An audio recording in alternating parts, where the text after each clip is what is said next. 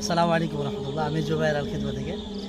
আমি এখন দাঁড়িয়ে আছি আমাদের গুড়ের প্রজেক্টের সাইডে।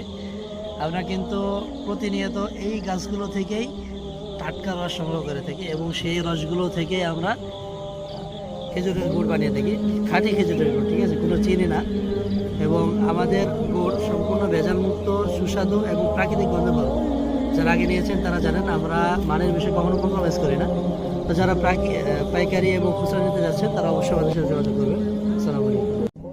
আসসালামু আলাইকুম রহমতুল্লাহ। আমি জুবাইর আল খিদমা থেকে।